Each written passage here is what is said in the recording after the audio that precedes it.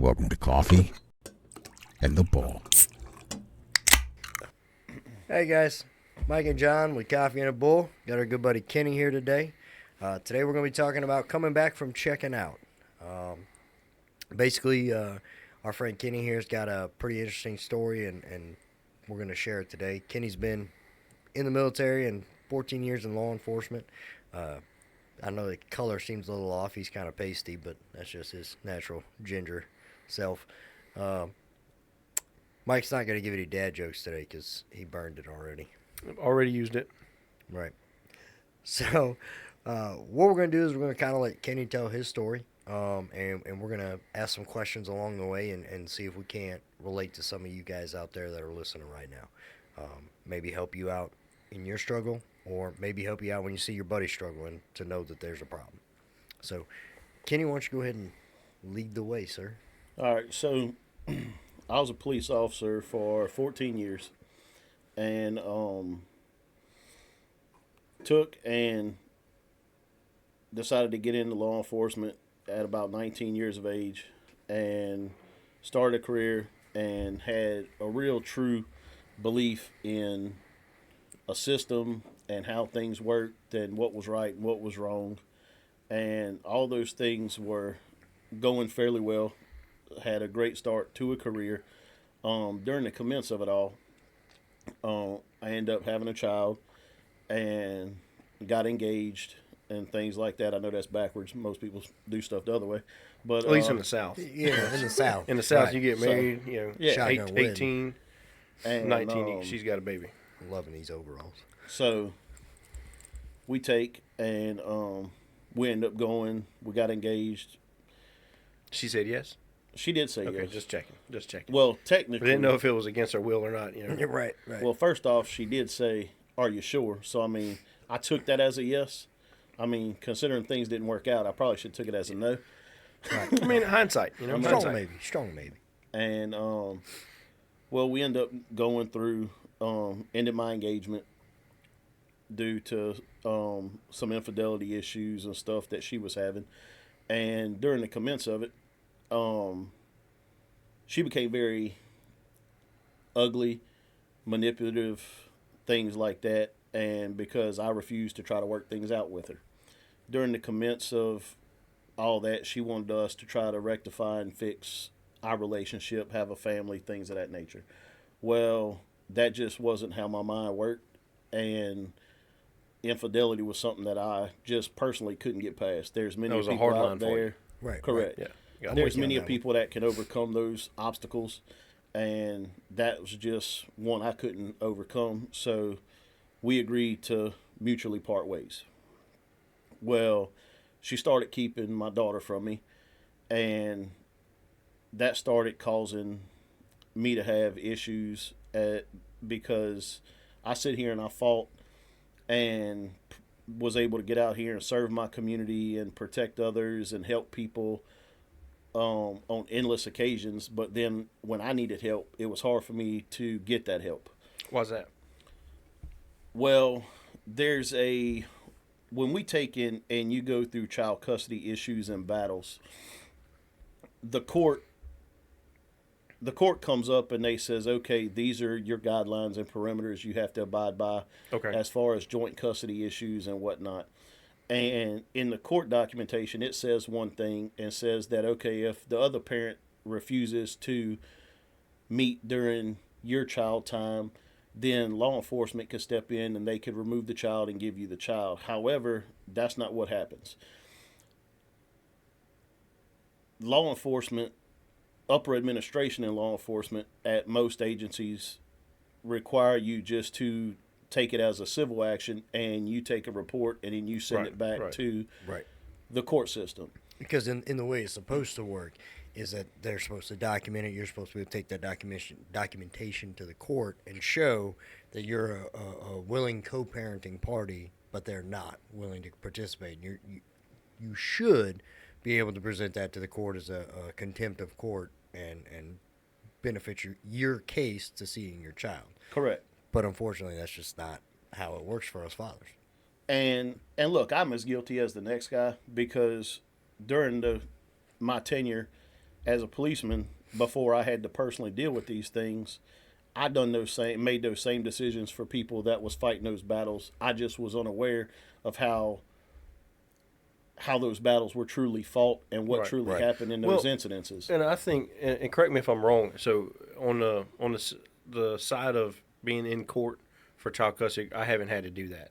But obviously on the law enforcement side of things, do it at probably every shift we go handle a child custody One thing. form or another. And I may be wrong in this, but I don't think there's very much that the actual road deputy can do. No. Outside of, I would think a lot of times our hands are kind of tied with that. Right. Even They are in a sense, Yeah. but if you actually read the court documentation from the judge and everybody else states in that documentation on probably 90-something% of the thing that law enforcement is to intervene and they're to remove the child you. and give them to the So it's going to depend on the documentation. right, but Right. we 'Cause all I've read a lot of it. And I didn't see that Right. that statement in It's- there. it's- That's the only reason I'm asking. I'm not. no, and now it's one of the things that you have to ask that's put into your paperwork. I got you. And a lot of agencies are like, look, this is a civil and almost a form of kidnapping, because if we're in the wrong, and that's usually the I call it the get out of jail free card. But if let's say hypothetically the court documentation that one party has is not as new as the documentation somebody else has, now we're in a weird loophole where it's like, if this document says I can intervene and I need to take this child, but they have a document that says something completely different, it's just easier just like nope. So it's more of a systemic issue versus Right. versus more of a road level thing now. Correct. It's got you. it's a protect the agency, because the last thing an agency wants to do is be accused of aiding somebody kidnapping a child. got you. You know what I mean? I don't agree with it. I 100% don't agree with it, because I feel like we have to go based on what the most recent current documentation is, and we're depriving people because we don't want to get sued down the road when that mom or that dad comes back and says, you were supposed to intervene and you didn't, and I didn't get to see my kid for 7-8 months, because you refused to intervene. And we document it. We say, hey, we wrote a report, and we said, hey, you didn't get to see your kid on this date and time. According to the documents, they didn't show up. But then when that dad goes to court and he's like, hey, I've got it, she's in contempt numerous times, that judge is going to say, all right, well, we'll charge her $50 for contempt. If he does anything, usually the judge will slap him on the hand and be like, oh, well, just don't do that anymore. I got you. And in the end, dad goes broke. and so a lot of times, just like he said, dad does go broke, or it gets very disheartening because you fight these battles and because there's many of accusations and, well, he's not a good father, or he's not this, or he's not that, or he's whatever, and not necessarily nothing as far as Now, alcohol related or drug related or nothing like that, but just they try to say that there's neglect of some part, and They then paint this picture that you're a terrible And so father. this is something I don't know if a lot of our listeners are aware of, because I wasn't aware of this until maybe 2-3 weeks ago when we were having a conversation. Yep. A lot of those claims don't have to be substantiated. Right. Like they could just be hey, he's a bad dad because he's got bugs in his house or whatever. Right.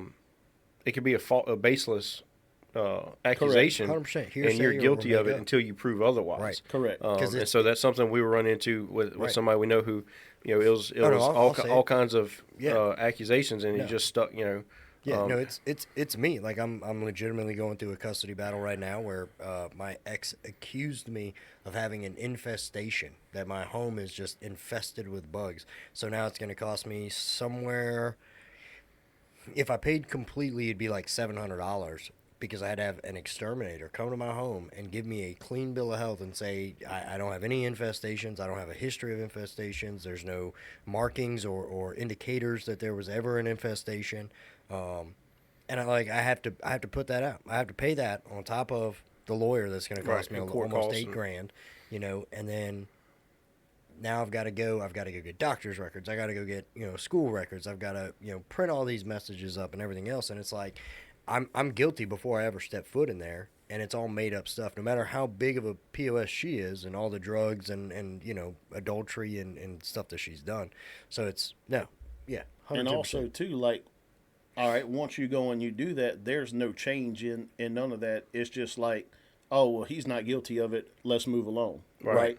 So then at that point, you're out X amount of money Right. for what you had to spend just to prove your innocence. Right. But there's no, well, we need to have a discussion with her, or we need to find her, or she needs to pay for this Right. bill of getting the house checked because of her false accusation. None of that goes on. Right, not to mention that every accusation she made goes as public record, which, as we know, we would be like, well, that's injury to public record. Why is there not a charge or a crime committed, as it's clearly been committed by your lies on court documents?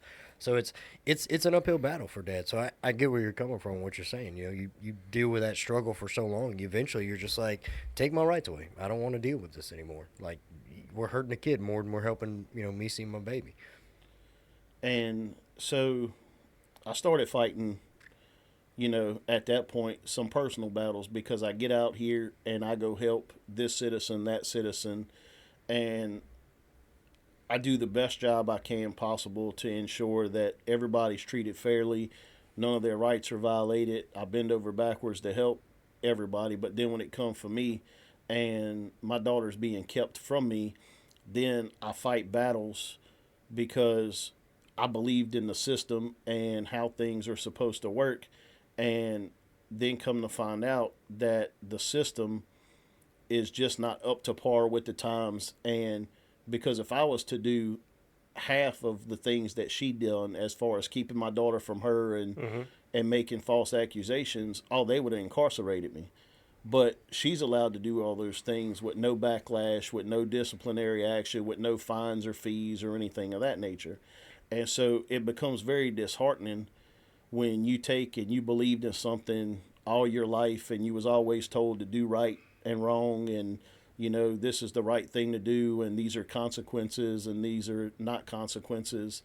And so you take and you build your reputation on what you believe, and it's very disheartening when you realize that there's a big gray area there where you don't necessarily, it's not always black and white, and there's a lot of gray there where things can go not your way.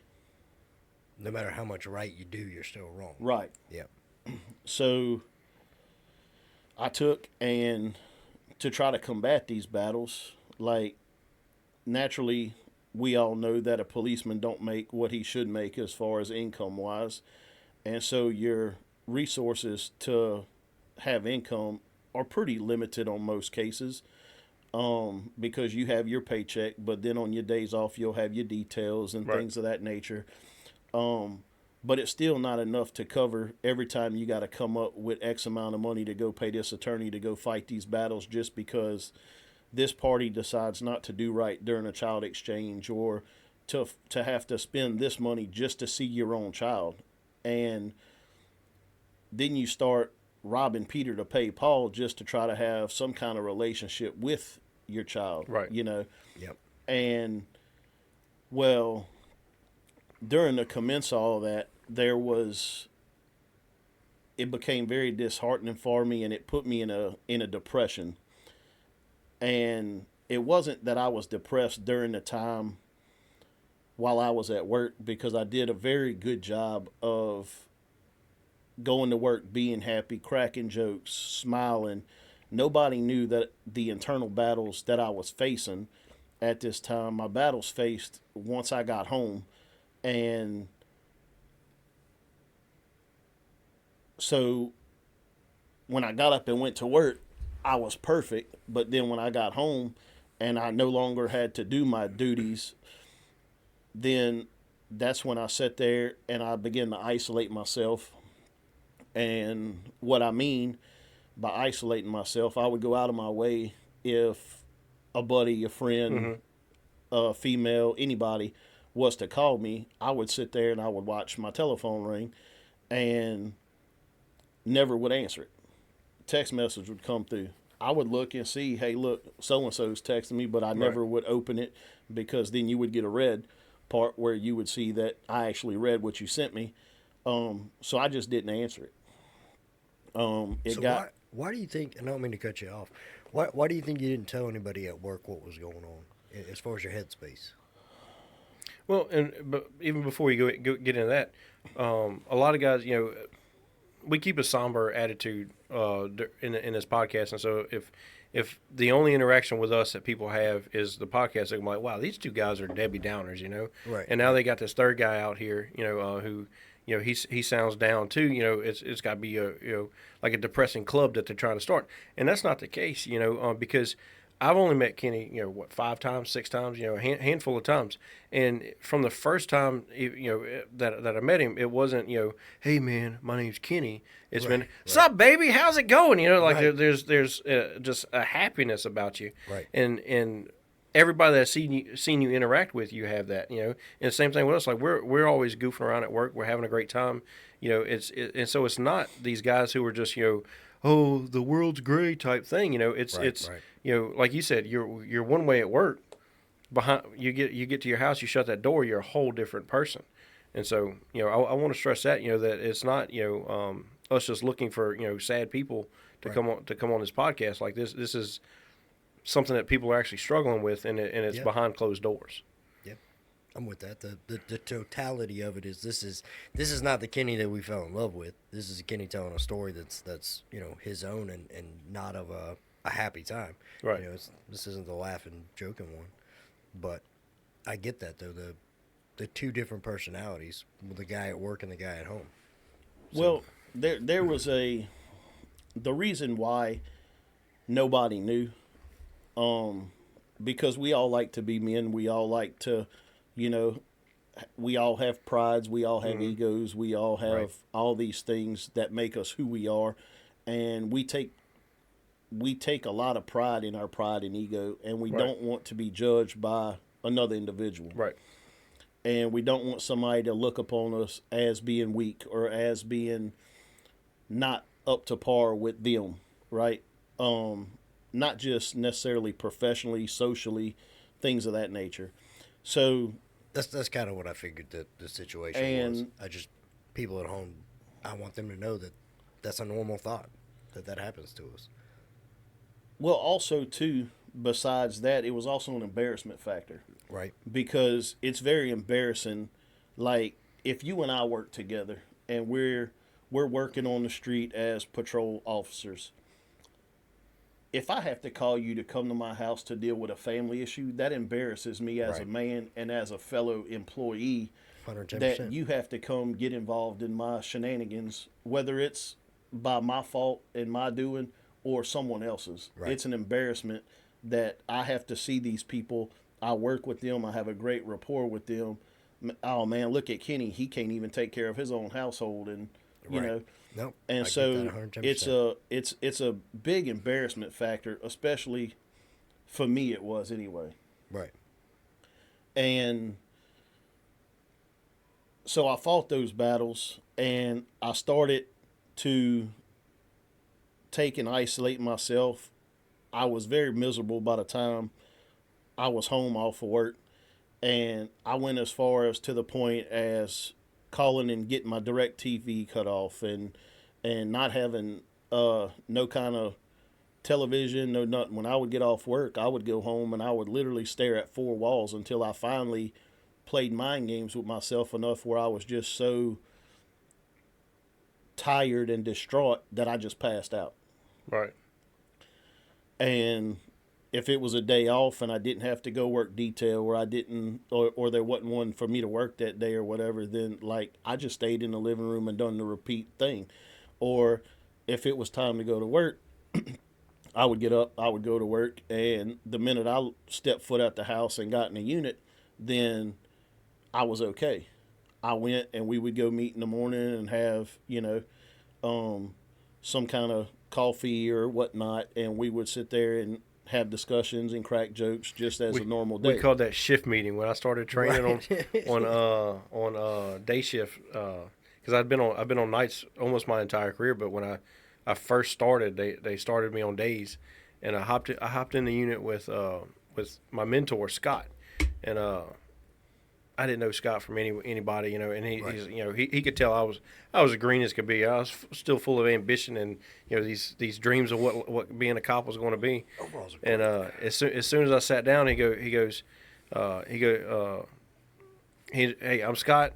we're on our way to shift meeting or whatever. I'm like, well, I just hopped in the unit. Like I figured, we're busy, like we're about to go change the world type thing, and for us it was we went to PJ's Coffee House and sat there for like 2 hours drinking coffee, just waiting on the first call for service to take place. I'm like, you ain't doing a shift meeting. This is like you said, you're just joking around.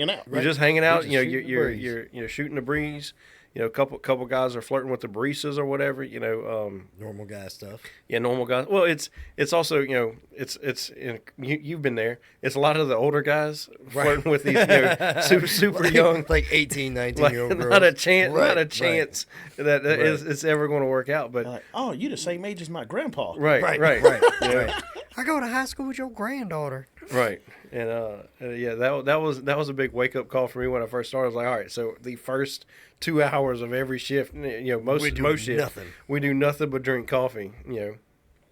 I can get behind that. Right.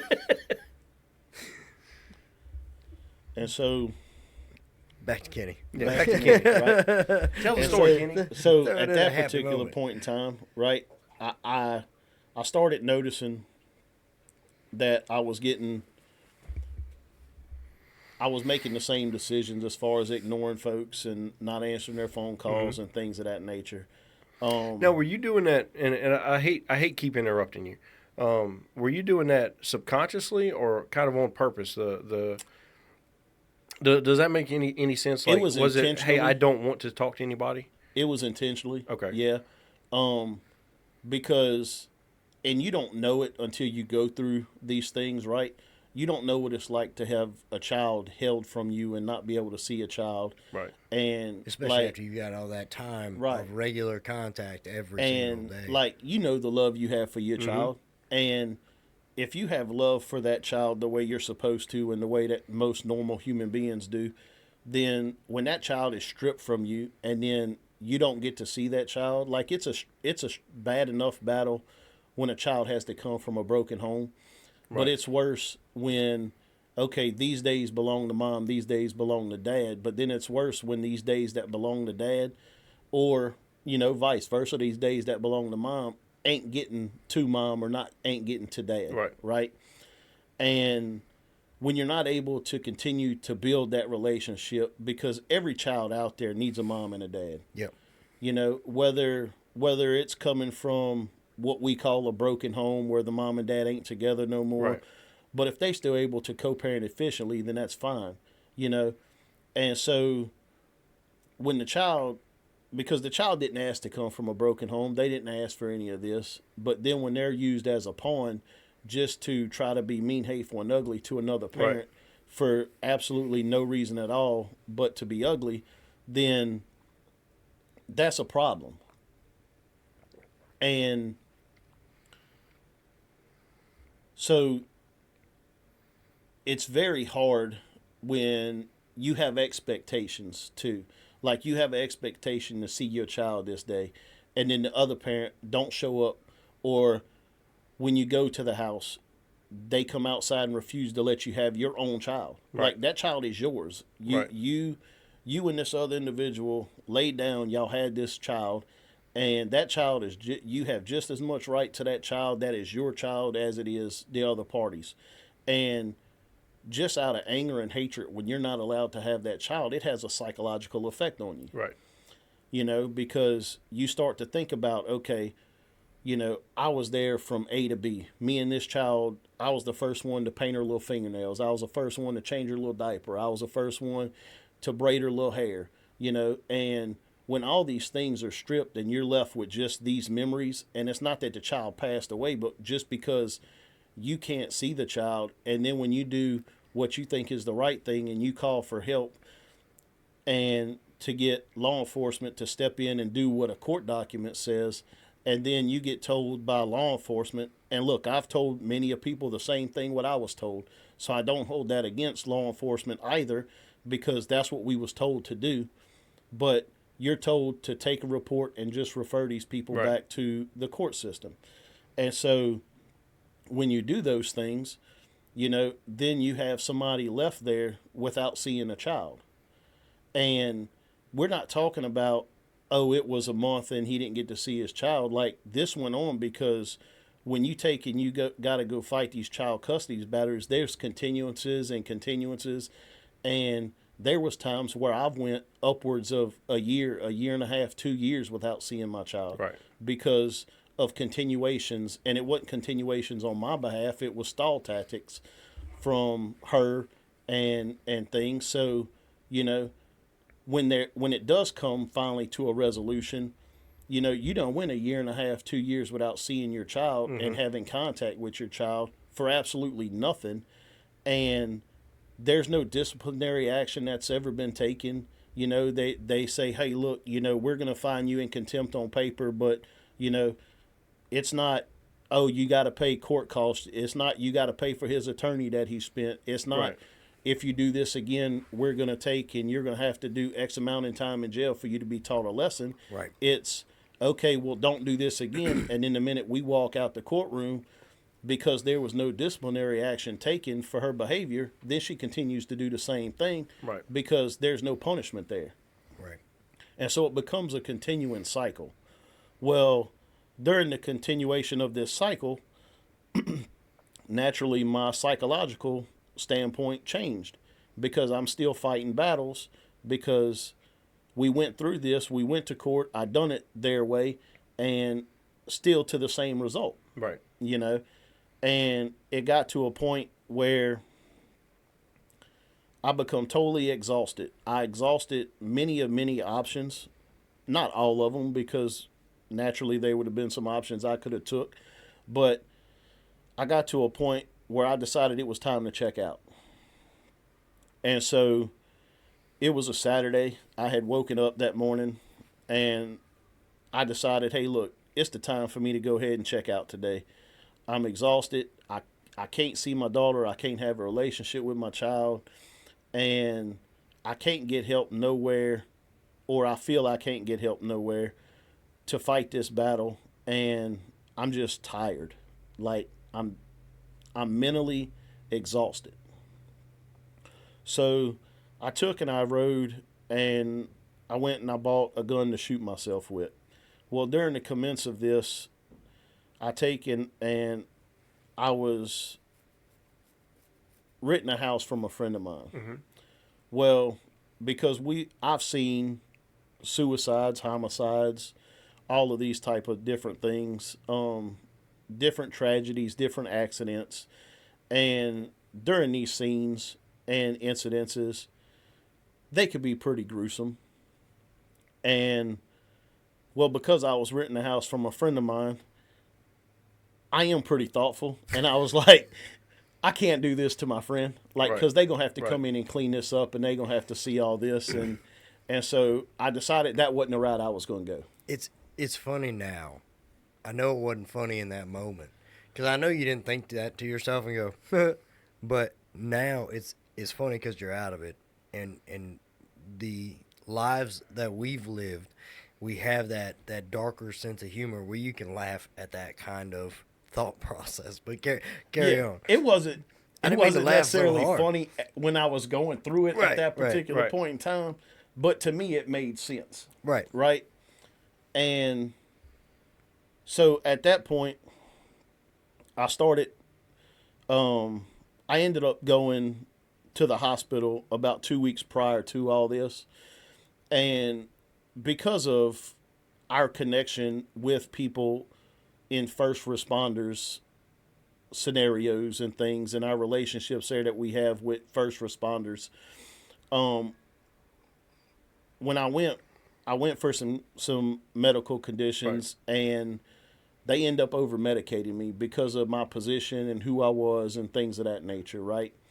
And they done it with intents to help me, and so I wouldn't be in pain and I wouldn't hurt, and to help me get better. So they gave you extra pain pills. Correct. Okay.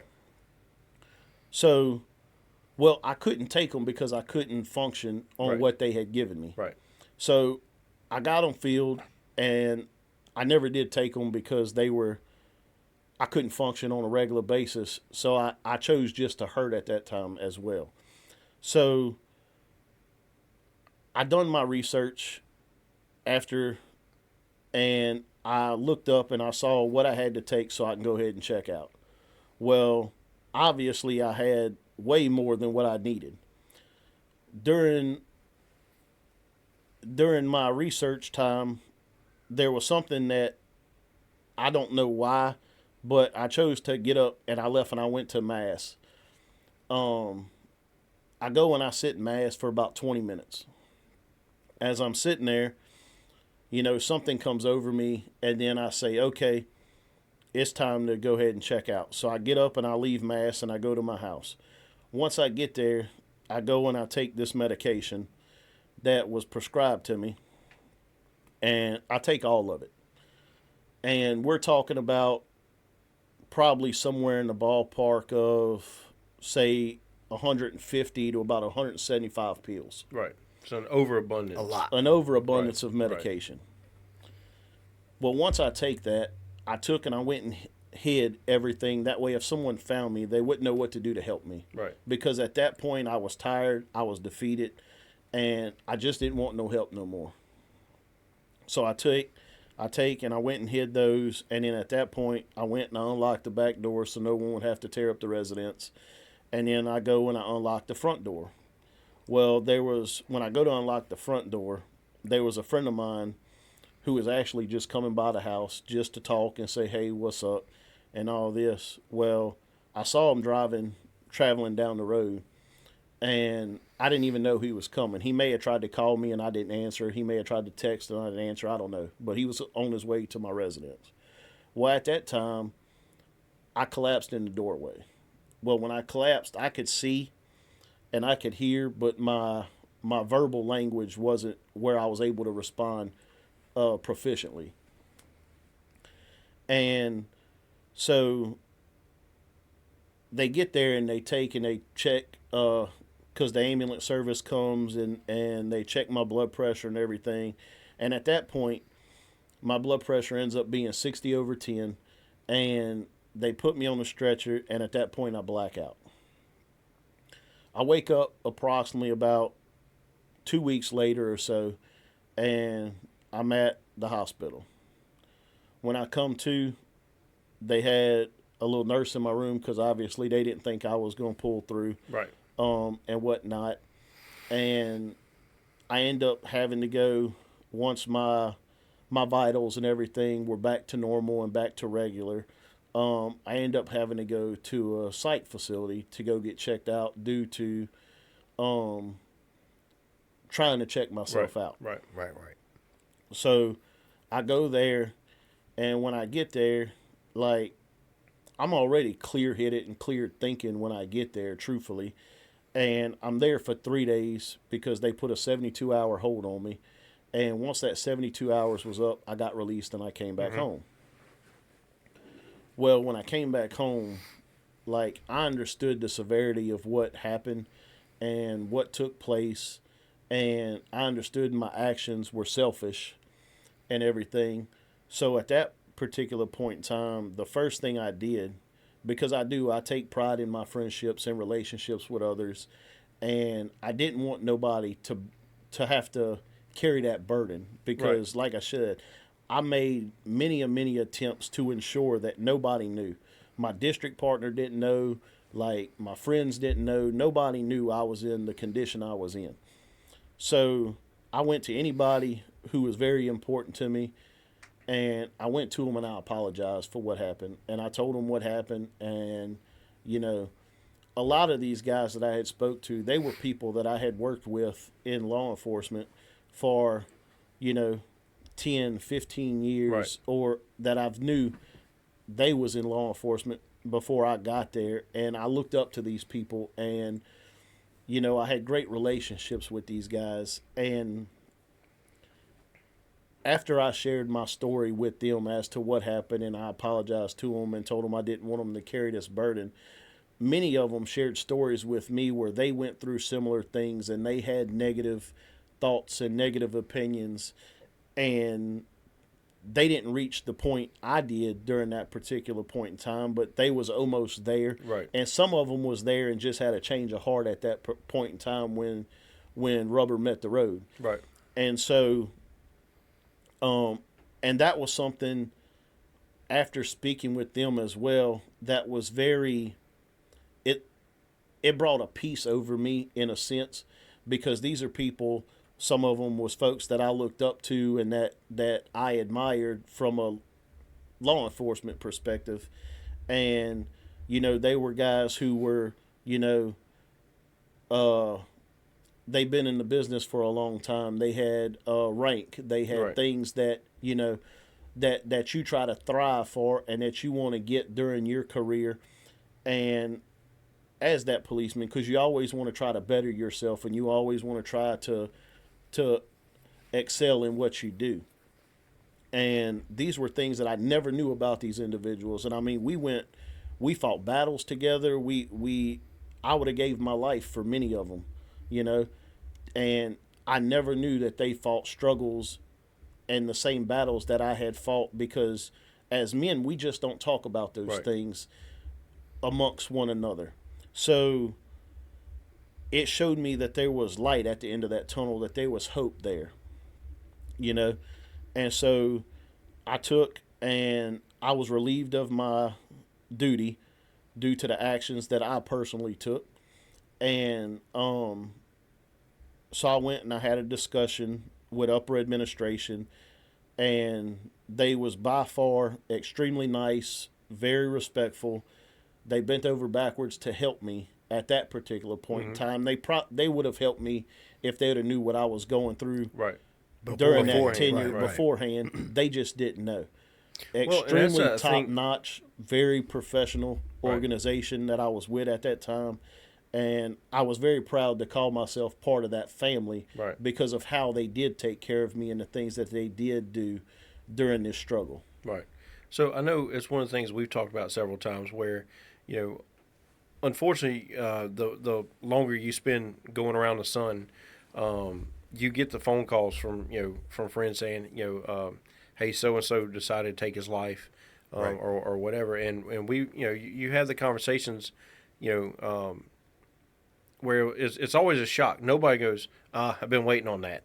Like not the first time have I Right. gotten a phone call, and know that, hey, a funeral's about to have to take place, and be like, I've been waiting on that. It's been, it's been time. It's always like, man, like it hits you like a dart, Right. and you always ask the same. you always, same man, stupid question. You always it's ask yourself, like, what could I have done? is there something I could have done different? Right. But and that's what I want to, for the listeners, it's sometimes there's not something you could do different, and what I mean by that is, like in your story, like you mentioned, you went out of your way to make sure that nobody knew what was going on. Yep. The people that you after you talked to them about your experience, they told you theirs, and you had no clue Right. what was going on. Correct. And that's, I think part of it is, we've got kind of a pride thing where we just don't want to talk about Yep. it because in our mind we think that it presents us as being weak, or I know in a law enforcement standpoint, that it takes, and if I don't present myself as being squared away and top notch and all this other stuff, then I'm gonna get looked over as I'm not gonna get a promotion, not gonna get a transfer that I want or whatever, and so you bottle things up, and it winds up just going down this thing where you don't get any help at a time where it could have prevent you from going somewhere else. Right. Now, I do want to ask you one thing. The friend who showed up at your door, the day that everything took place, was it normal for him to come to your house, or was that kind of a rare An occasion? anomaly. Right. It was a very rare occasion. To be Okay. honest, prior to him coming to my house that day, he may have been to my house one other time. Okay. And at this particular point in time, this was an individual, as far as the same agency wise, I had worked with him for about a year and a half or so at Yeah. this point. And during that year and a half that I had worked with him, he's never been to my house but once prior to that occasion. Right. Right. So Okay. it's just a off the cuff. He just Yeah, happened just- to be Yeah, right place, right time. right place, right time. So one of the things that I want to touch on is that like you said, we're guys who don't really talk about that. I think that we've talked about it before. There's a stigma that we can't step up and start talking about these things, our feelings, and I'm at the bottom of my barrel, or one, we don't want to look weak, and two, we don't want that judgment of everybody that works with us to either look down on us because of our personal life, or to judge us as a weaker man because, you know, you hit the bottom and you're like, I'm done. I want to be out. And it's kind of what I picked up from your story, is that there were certain times where you were like, I'm not telling anybody what's going on. I'm going to fake the funk at work so nobody questions what's going on. But when I get home and we say, you know, it's supposed to be my happy place, my safe place, my house, that wasn't your safe place anymore. That was like your dark tomb. It was, and like that was very important for me too. Like, because I put a lot of effort to make sure nobody knew. Right. And so when I done what I done, it was extremely important to me that I made sure that nobody tried to carry that burden from my actions, because I didn't give nobody a sign. It wasn't something where somebody said, you know, oh, I saw this, or oh, I saw that, and man, what if I'd have done this? Like, there wasn't nothing. Right. Like, the only, and I'm not trying to cast blame on nobody because nobody done nothing wrong, but the only true way you would have known is, and we have such hectic schedules to begin with as a law enforcement personnel, that, and how we work and things like that, is if you'd have just showed up at my house, you know, and I'm not trying to cast blame and say, oh, it's their fault, they didn't show up. Right. You know, but we all have lives, we all have children, we all have wives and our own little thing. But when somebody called me, I literally sit there and I watched the telephone ring. Right. When somebody sent me a message on Facebook, I literally didn't open it. Like, I got the notification. I just didn't open it. When somebody sent me the text message, I got the message. I just didn't open it. So the only thing that anybody could have done, truthfully, was show up at my house. And then probably, to be perfectly honest, I probably would have put up the same front that I had while I was at work. Right. And they probably, with the exception of them realizing that I cut off my direct TV and didn't have television. Yeah, his dude's got a chair and nothing else in his apartment. You know, That's like, right. Well, let me ask you this: Did anybody ever ask you? And this is a too serious question. Did anybody ever ask you, "Hey, Kenny, are you okay?" No, because nobody had a reason to question whether I was okay or not. Gotcha. Okay. Won't be a second part thing, cause Yeah, shut that's- that one down. right? Because that's like, the thing that we talk about is, you like, know, naturally, right, when we work with our district partner or our shift, right? right, We go and we have coffee with them, or we go and we go to lunch together, right. Park and up things, and yeah. we park up and we meet and we talk and things. But like, during all those things, nobody was there to pick up and notice that there was a change here or there was a change Right. there. Like, I still showed up for the little coffee drinks in the morning. I showed up for the lunches. Like, no, when I was on duty, nobody knew any different than what I was prior to than what I was there. Nothing affected my work. The way I treated my coworkers, the way I treated citizens, none of my work was ever affected. Right. So it wasn't like, you know, oh, well, Kenny's having excessive use of force complaints during this time, right? Oh, well, we could link it back to that. Like, none of that ever transpired for me because my work never did suffer from what I was personally going through. Do you think your work was like a highlight for you? Not so much like the bright spot of your day, but like able to step out of your reality? Like, work was your escape from that darkness? I'm unsure. I know during my tenure as law enforcement, every day I got up and I went to work. I took pride in what I done. I was very happy to put on the uniform that I put on, whether it was for this agency, that agency.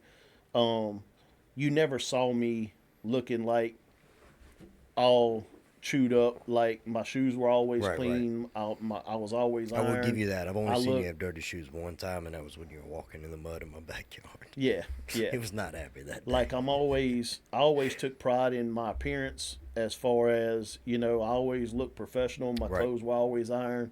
Like, I wasn't, you know, some people just don't take that extra measure in law enforcement, to be honest, and not just law enforcement, but just In as general, yeah. in Right. general. And I took such pride in that nobody could have, nothing was going to affect my work. When you were in that dark time, if somebody would have said, "Hey, Kenny, you want to go get a burger after work or on a day off or something," do you think you would have taken that? No. Look at him. He eats burgers. I understand, but he just said no. So your joke was shot down. Once, to be honest, during that time, I would have made an excuse to turn down that invitation from Right. someone. And I would have turned down the invitation, and it would have been followed up by a lie As to why you couldn't go. as to why I couldn't attend. So let me ask you this: if you were to find yourself today, hopefully not immediately after you leave from this podcast, but if you were to find yourself today in that same headspace, what do you think your out of it would be, or where do you think you'd go with it? Well, let me touch on that briefly here for a second, and I'm gonna come back and I'm gonna answer your question. Okay, so I told you that I ended up losing my position, and the agency I was at was 100% stand up. They took care of me. They look after me. They made sure I was squared away. They didn't have no ill feelings toward me for what happened. I took responsibility for the actions and what transpired and everything. And we ended up, even though I had to leave, we still left on very, very great terms. So I end up leaving, and I end up reaching out and going to go get some help. So I went and I talked to some therapists during this time, and I talked to several different therapists. I talked from different areas as well, because my thought process is, if I can get an okay, or if I can get a clear understanding, not just from this one person, but these other people, Right. then I know I'm okay. Right. Because we can all talk to just one person, and then if we just base it off of what that one person says, then that doesn't always mean we're okay. Second opinion. And so I always try to get the second opinion, third Right. opinion. So during this tenure, I reached out and I went and talked to some therapists. Now, prior to this, if you would have said, "Hey, Kenny, you want to go talk to a therapist?" I was out. Right. Like, therapists don't know me. I don't need to talk to them. Man, I can handle my stuff. I don't need to speak to a therapist. Well, because I went through all of this, like, I did a whole lot of self-reflecting. And so I understood that I had an issue and I had a problem at this point. It took me a while to get there. I mean, obviously, I made the bad decisions prior to deciding I needed help. But once I made the bad decision, I understood that I needed the help. Well, it was 6 months had passed to the day of me getting called in and asked me to turn in my stuff. 6 months to the day, I get called by administration, and we sat down, and he told me, that he never saw no one hit rock bottom and recover that quickly. And because of the improvements I made and the things that I was doing personally for myself and my mental health, that he wanted to offer me my job back. So I was allowed to go back and return to law enforcement after this incident. It only took me about 6 months. For me to get there, like I said, I had to do a whole lot of self-reflect. Right. And I had to take responsibility for what happened. During talking to these therapists and talking to these other people and everything, one thing that I gained from that was, it's okay to talk about these things. You don't need to be embarrassed, because more people fight these battles and struggles than what we like to admit. So, and what I've learned since the incident, was that it's not a weakness to go and talk to somebody, because if I share my testimony or my story, whatever you want to call it, with these individuals or with someone, that may help them or help someone who's fighting that same battle that never would have asked for that help. Yep. Because when I went through that, it wasn't that I didn't have people that I could pick up the phone and say, help me. It wasn't that I didn't have anyone that would have just flat out refused me and just, oh, look, Kenny's messed up, let's just shun him and move on. So, man, I had 500 something contacts in my phone. I could have probably reached out and made many a contacts with many of those people, people that I went to post with, that you built that bond going through Right. that endeavor. Or, people that I've worked with throughout the years. Some of them still in law enforcement. Some of them was out and decided to choose different career paths. I could have called many of those people. Some of the folks that I grew up with, that chose whatever path career-wise, I could have reached out to those people. So it wasn't that I was a hermit and just didn't have nobody. It was that I chose not to reach out to individuals. Right. Right. Well, so I know that I started working at the same agency that you used to work at, and I know that they had they called it the EAP, the Employee Assistance Program, Right. I always where make fun of it. you could seek help via a therapist, through the department. One of the things that, because I've got a therapist that I'm seeing in regards to an incident that took place months back. And when I first started going, it was like, I felt dumb talking about a lot of what, was going on in my brain and, Right. and thought processes and whatever situation I have going on. And they made a statement that I find very intriguing, right? If when you look at cops, we're trained, in defensive tactics and, takedown maneuvers, how to tase people, how to use batons to try to prevent further injury, but also gain a peaceful resolution. Right. And people call us for help, right? But typically it's in a physical sense. It's if somebody gets shot or whatever, like we show up, we know how to do immediate medical attention to preserve their life and things like that. Or if we need to apprehend somebody, we know what we can do, and typically cops are pretty good at it. Yeah. That's our battlefield, right? And the therapist, she told me, she said in the mind, that's their battlefield. Like that's something that they train for, that's their skill set, and it's not something we train for, because it's just not something Right. we want to talk about. And she's like, that's her area, and that's where they're good at what they do. And so that it's in the same way that somebody needs somebody's breaking into your house, people call the cops. It's the same mindset of, hey, I need help. You're not weak for calling the cops because somebody's breaking into your house. In that same mindset, you're not weak for calling and saying, hey, I need somebody to talk to. I need I'm having this thought or that thought or whatever. And I think that's where a lot of people misunderstand, because they think that somebody who's going through looking at self-destruction or whatever, they there's this misconception that, hey, those people are weak, or they're misguided or whatever. I don't think that's the case at all. It's like you mentioned, what led you up to that point. You said your words were, I'm exhausted, I was tired. There was a battle and you were losing it. Right. Or honestly, I'll say you lost it. You lost that battle. Yeah, The only yeah. reason you're here is because a friend decided to swing by who wouldn't normally have otherwise done that, So I would say, by all intentions, you lost that battle, and God said, hey, not yet,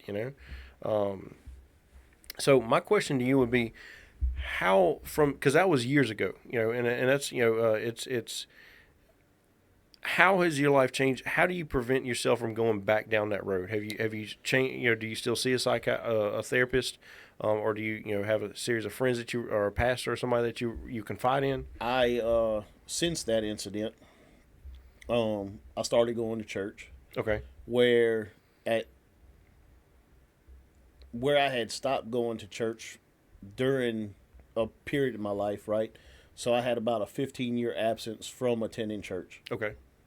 When I told you I went to church, that day before I decided to try to check out. Like, the last time I had stepped foot in that church prior to that day was 14 years prior. So it wasn't that was something of the norm either for me. Like, Right. I couldn't tell you what made me decide to say, look, I'm going to go to this church and go try to get some kind of word or some kind of relief or whatever. That was out of the blue. But since then, I got back into church. I do have a relationship with my pastor. Him and I do speak about different things that do bother me, things that may come up. I learned also too to speak to my friends, to speak to, to have the uncomfortable conversation Right. in the room. Hey man, you got a second? I need somebody to talk to. And I learned to be quite frank about it. I learned it's not an embarrassment. It's more of an embarrassment if I keep it to myself. Right. Because if I keep it to myself, I'm only hurting myself. Right. Like one of the things for me when I was going through all of that, there was a lot of fear there of asking for help. And, okay, if I ask for help, okay, I'm already struggling with different things, and our paycheck in law enforcement's not the greatest in the world anyway. But if I go and I ask for this help, then am I going to be unemployed now because, Right. oh, Right, well, right. he's thinking about doing negative things, so let's go ahead and let's bench him and then let's take his job from him, and then, well, then at that point, I mean, you putting salt on the wound there. I mean, so Right. what gives me the reasoning to go ask for the help? Right. Because if I feel that if I ask for the help, you're going to sideline me. Like, it didn't stop my work. It didn't stop my performance. All my stuff was up to par. But if I go ask for the help that I feel I need, then I'm sidelined. But I learned that throughout it all, it's okay to go talk to these people. It's okay to ask for help. It's not a sign of weakness to ask for the help. The weakness is trying to carry it by yourself and then doing something that you can't take back. Right. Was there ever a time immediately following that anybody you knew, we'll even say people that not, to be fair, I've never met anybody who have a negative thing to say about you, but was there anybody after it happened that maybe wasn't understanding or maybe poke fun at you for it, or and what I mean by that is not like the normal joking BSing around, but like somebody who was intentionally negative with you, Or malicious. there you go, with that situation. And I'm not looking for a name or anything like that, but I'm more so thinking about the guys out there that are worried that when it comes to light that they had that, I don't want to say moment of weakness, but that moment, and then everybody finding out, now all of a sudden they're criticized or ridiculed or put down. Did you have anything like that? No. Everybody that spoke to me and that I spoke to, and even through word of mouth as to what I heard, because there's going to be rumors or Right, people gonna shush talk. or whatever. Even nobody never, from what I've heard, nobody never said anything negative to me. Nobody said anything derogatory. I did have, like I said, people came and they spoke with me in reference to everything, but everybody was extremely supportive. B, just curious about my well-being and mental health. C comes after B. I know. Or, that they just wanted, everybody truthfully was just, they wanted to ensure my safety and Right. that I was okay and that I was able to overcome. And they attempted, I ain't gonna say attempted, they inquired to do preventative measures to see what they could have done differently, Right. And like I said, it was solely on me. That was nobody's burden to carry. Right. I made sure that nobody knew. I made sure that all these actions that I made was no one would ever question it. No one would never say anything because, like I said, it didn't affect my work. It didn't affect my interaction with citizens and the public. Like, so no one truly had any idea, you know. And I never wanted nobody to carry that burden. You know, hey, look, did I miss this with him or did I miss that? And even when they came and they spoke to me, every one of them told me that they didn't know. You know, and man, I didn't know you was down like that. I didn't know that you was struggling the way you were struggling. I was unaware. Man, if I'd have knew, I'd have done X, Y, and Z. You know, like, and so there wasn't, you know, and I mean, let's face it, at this point, the cat's out the bag. Everybody knew. You know what I mean? So. Oh, that made it. I promise you, that made it around the department before you made it to the hospital. Yeah. Oh yeah. yeah. Promise You know what I mean? You know how the Like, rumor mills go. 10%. Like, Yeah. so, like, there ain't no point to be embarrassed no more. Right. You know? Do you find that it changed? Because you mentioned you got back in, you know, after about 6 months, you took a job back in law enforcement for the department. Do you find it changed when you got dispatched to a subject who was also going through the same thing that, you know, needed a Acadian or whatever? Because for me, I know that, like, when I first started, you know, I wanted to go catch, you know, murderers and robbers and Drug thieves dealers and and- rapists yeah, and drug getting dealers. all the bad Like, I guys. wanted to get all the bad guys, and then they'd call my radio number. I'd respond, and they're like, "Hey, we need you en route to, you know, subject with suicidal thoughts or whatever." And I'm like, and this is kind of embarrassing, but I was like, "Oh my God!" Like, I hated it, Right, man. right. And I was like, "That's a waste, you know, waste of what, you know." I'm not called to do that. I'm the sheepdog, you know, Right, or right. whatever, you know, I'm stupid, the real police. whatever stupid line people want to throw out there. But I found that Male. as life went on, I found I could relate more to those guys in my thought process. Right. And it, you know, where some of the younger guys would be like, "I don't want to go handle this call." Like, rather than just showing up, you know, "Hey, you want to hurt yourself? Yeah, all right, call Acadian and roll them out." Sort of having conversations with them and honestly just talking to them, you know. And what I found was, I think, you know, or that the conversation that I'd have with them, I would say probably carried as much weight as going to see A therapist. or something like that, yeah. because I wasn't shoving medication down them. You know, I'm not giving medication. I'm not just locking them up till they say, "Hey, you know, I'm good in my brain." Because like you mentioned, you spent 3 days there, 72-hour hold. Did you do anything in that 72 hours that helped you out? No. You know, Of a and significance, of- right. You know, of a significance. Whereas if somebody would just listen to what a lot of these guys are saying, it could have an impact on them. So do you find that it changed, you know, the first, say, 5 or 10 calls that you went to regarding a suicidal person, did you change or did you have to mask what you used to be? You had more sympathy for those individuals, Yeah.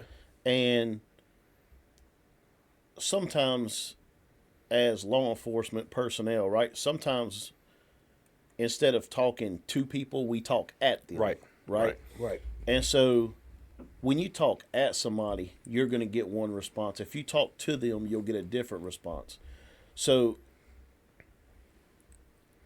I don't know necessarily how I handled the situation prior to my incident.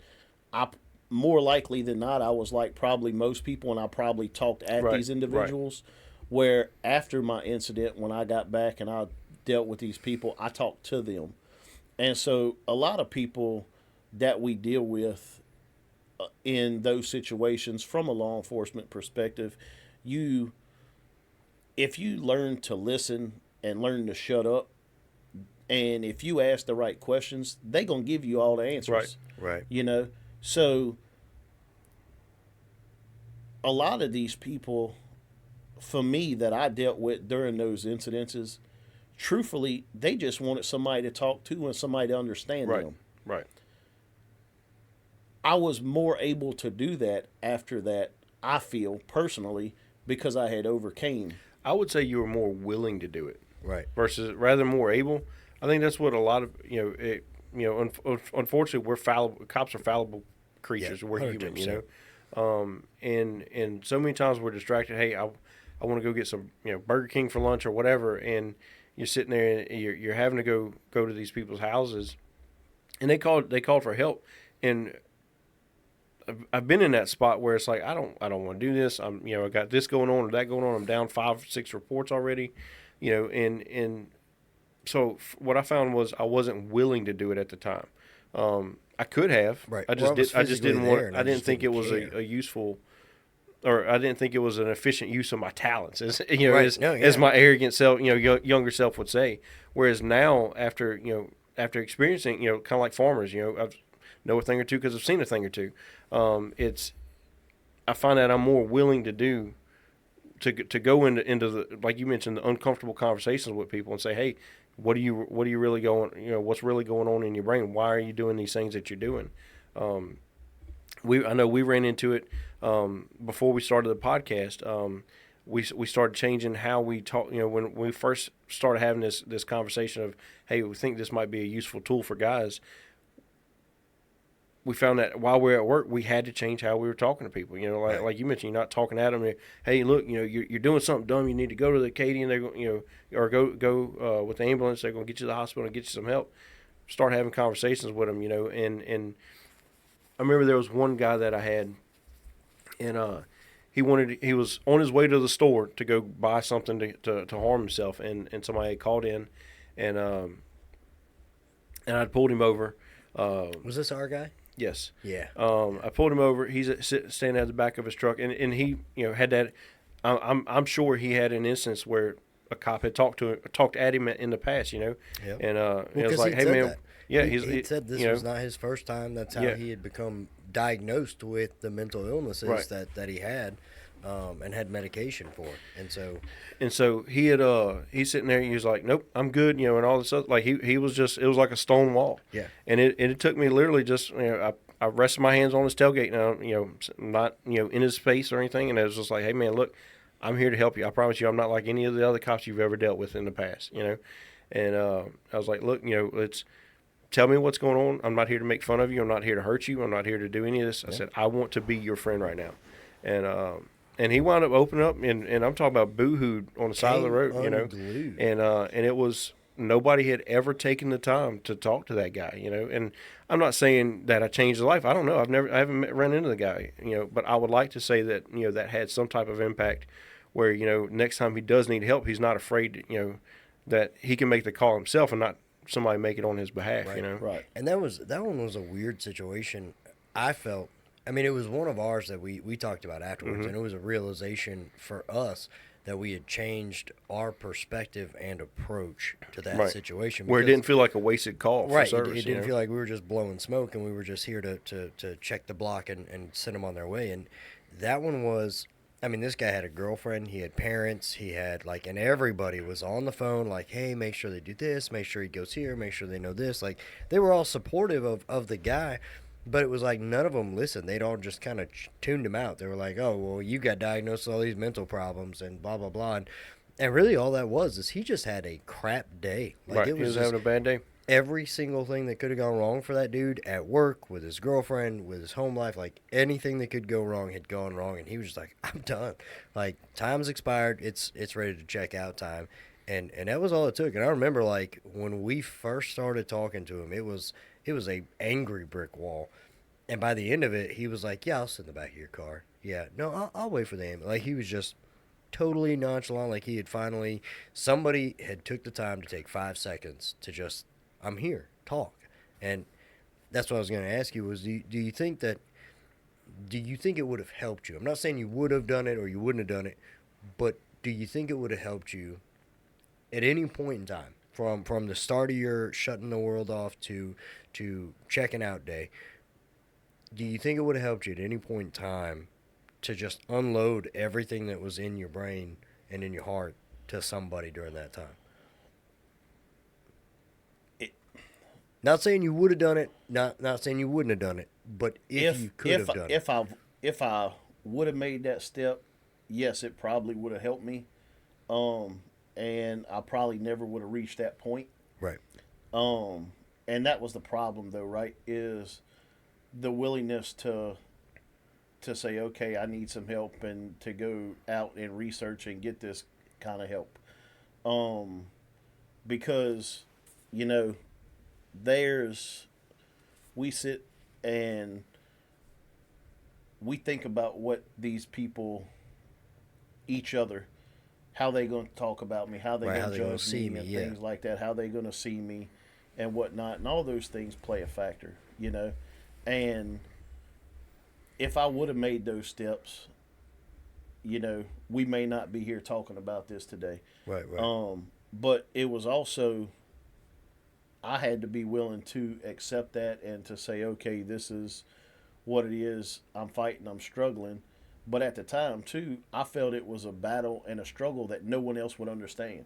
Right. Because you felt like you were the only one going through Because it. I felt like I was the only one All going alone. through it. And then, like, if I come to you and I say, hey, John, you know, I'm going through this, right?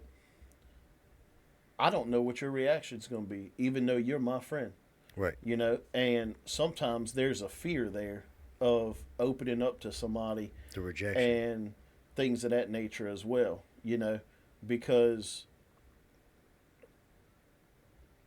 we take and we want approval from each other. Right. No matter how much we want to fight it and say we don't and whatnot. I I don't need nobody.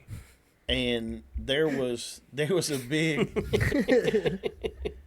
a big change too, you know. At that particular point in time, there was a big fear of embarrassment and Right. things of that nature. And once I'd done everything and went through everything, I had to be willing to get the help and accept the help and learn that it's okay to talk to people, to let them into my little world and express what I went through and what I've been through and everything, you know. And look, it's not that I come on here to brag and to say, oh, look, I've been through this, I've been through that. My intention here is to potentially help somebody who's fighting, Right. who's struggling, who's going through a similar battle, who thinks that they're the only one out there that's going through this. Because reality is, if you open up to somebody and you talk to them, you'll realize a lot of people that's in your circle that you deal with on a regular basis, or that, you know, a lot of these people have went and experienced stuff, and they've overcome many of obstacles and hurdles in their life, and a lot of them are very similar to the same battles and hurdles that I faced and Right. that you face and you face, you know. Even though y'all's battle may not have been as Right. severe as what mine were, but we all face similar battles in life. And life is not always just sunshine and roses. We all have ups and downs, and, you know, this is what I do to get through my day, and this is what helps me cope. What helps me cope may not help you cope, Right. you know. And so, you know, just because something worked for me don't mean it's going to work for you. Right. But I can promise you, doing nothing doesn't work for nobody, Right. you know. So, Kenny, we're going to go ahead and start wrapping it up. If there's something that as far as Kenny's advice to the listener, who, you know, this guy's driving home from work, or driving home, he's in his car on his way home from work, going to the house, going to the apartment that's got nothing in it, you know, direct TV's cut off or whatever, or he knows that for lack of a better term, his life's not going the way he wants it to go, Right. and he's considering these type of actions, or maybe not today, but it might be, he's starting to have thoughts that, maybe next month, if something doesn't get better by next month, this is what I'm planning on doing. Because we've had the conversation, typically it's the people you don't hear about who actually follow through with it. Right. It's the Correct. people who don't have, they don't reach out and everything else, and so it just catches everybody. So for the guy who, he's purposely making it where nobody knows what's going on, what advice would you give him? Or is there any advice that you can give him other than saying, hey, call somebody? Well, look, when the day I made that decision to try to check out, it wasn't that I went and I circled this date on the calendar and Right. said, hey, look, it's Saturday, July the 15th, like, Was that the day? no. That would have been funny if it was. But, like, there wasn't nothing circled on this calendar to Right. say, okay, this is the day I'm going to go do this this stuff, right? It was literally, I had been fighting these battles and battles and battles, And we're done. and I literally woke up that morning and was just exhausted. I was defeated, and I truly felt going through all these things that it's going to run its course and I'm going to be okay. Mm-hmm. Okay? Even though looking back at it now, I could see where I kept diminishing personally.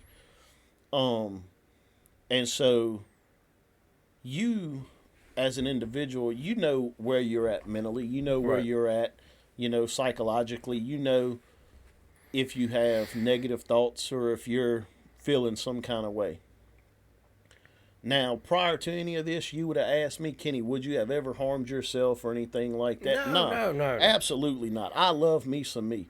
So, we'd have laughed Nobody it loves off me and- more than me. Right. I've heard that several times. Right. So, if you're getting that situation, instead of sitting there watching that phone ring, look, these people that are calling you and texting you and Facebooking you and things like that, man, these people care. Mm-hmm. Just as when I told you the first thing I done when I got released was I went to everybody and I apologized to them and I told them, hey, this is what happened. I'm sorry. Right. I didn't mean to hurt you. This is not your burden to carry. Please don't take this personal. You had no idea. I went to these steps to make sure. Those are the same people that was calling me and Right. texting me, Look, answer the phone, pick up the phone, respond to that text message. Don't isolate yourself, because when you isolate yourself and you don't speak to no one, well, then you don't have nobody's opinion and nobody's Right. thoughts, and nobody can help you because you're not asking for the help. Right.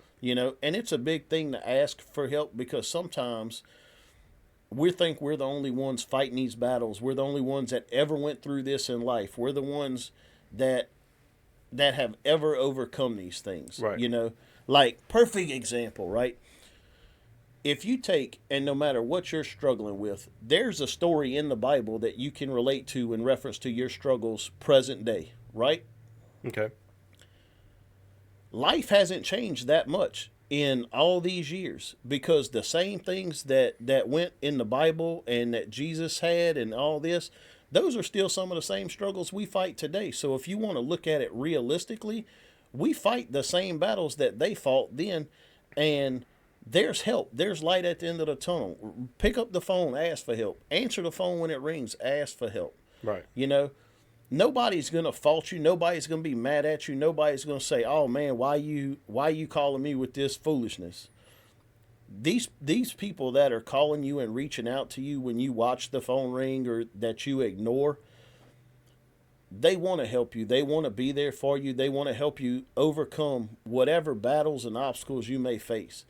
You may not realize, too, how true of friends you really have until you experience something or until you ask for help. Right. Because sometimes we don't realize that, man, I know we're friends, but how good of friends are we really? Like, okay, yeah, you let me borrow $20 to go put gas in my truck, No, I but won't. like, are you, but are you gonna come get me if I'm stuck in John's Right. yard needing help, right? Okay. All right. Being a little I remember specific that. here. It's funny because you it's don't remember true. because you weren't there. You know, I 'Cause didn't get nobody called invited. You. Didn't get invited. So a lot of times, You were if at you work. answer these calls and you help and you ask for this help, nobody's ever going to be mad Right. at you. Nobody's going to look down upon you. Nobody's going to think that you're an embarrassment. So you got to take and you got to ask for the help. And like I said, it wasn't that I circled a day on this calendar and said, let's go do dumb stuff.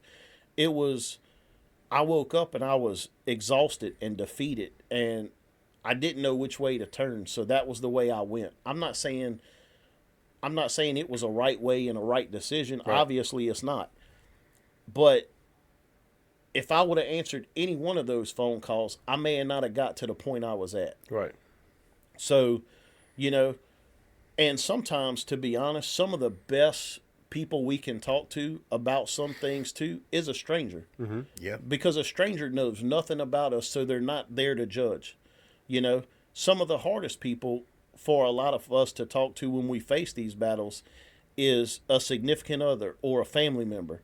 You know, if you're facing these battles, talk to a friend, talk to a real source who's a positive influence somewhere. Talk to that stranger, but make sure that stranger is somebody that's a positive influence somewhere, a pastor at a church, somebody who you may not personally know but has a positive reputation in your community, you know. And you'll notice once you speak with them and you ask for that help, everybody is willing to help you, and they will provide you with any of the assistance you need to not feel the way that you feel. Right. So, guys, that's going to wrap it up for today's episode. We should have probably started the episode with a disclaimer that, hey, we're going to talk about some stuff that may be, It's a little late now, but today's episode deep might be a little dark. down the emotional train. But John failed with his job, so It's the overalls. guys, if you're struggling with something, or you sit here and you're like, hey, I don't have anybody to talk to, definitely, like we've posted several times before in the past, call 988. They are the National Crisis Hotline or something like that. Suicide Prevention Hotline. Or something. So they've got people who are trained to deal with these type of thoughts, these type of emotions. If you like my overalls, But let me know. also if that's not your jam, that's not the route you want to go. Like Kenny said, find a pastor, find a friend, find somebody to talk to. There are, especially when you feel alone, it's easy to overlook all the people who actually want to see you do good. Right. They want to see you. Nobody wants to sit here and be like, I'm so glad he's gone. Nobody wants to be that way. So if anything, if you don't want to talk to anybody, shoot us an email at coffeeandthebull@yahoo.com. We'll be more than happy to talk to you. Carry on conversations with you. If you think this was a great episode, if you think it was a horrible episode, if you want to tell us you don't like the fact that Kenny's wearing a New England's Patriot hoodie, that's fine. We don't like it either. We can't choose what he wears. It's something about free clothes. I don't know. On the side note on that though, like Kenny was saying, if you're in that spot, answer that phone or reach out to somebody and seek that help. If you're one of those people on the outside and you notice every time you call, especially if you call Kenny and he doesn't answer the phone, show up at their house. Call them again. Keep going until you get a hold of them. You might be calling them for some nonsense like, hey, I need help with this, or how do I do this, or whatever. But you start to notice every time you reach out to the guy that every day at work, if you ever need a hand, he's right there, Johnny, on the spot. But the minute he's off work, you don't exist. Keep reaching out. The FBI calls that a clue. Right. Clue. So, you ever played that board game? Yes. You know what rhymes with clue? Stupid. Toodaloo. God, I walked into that. I hate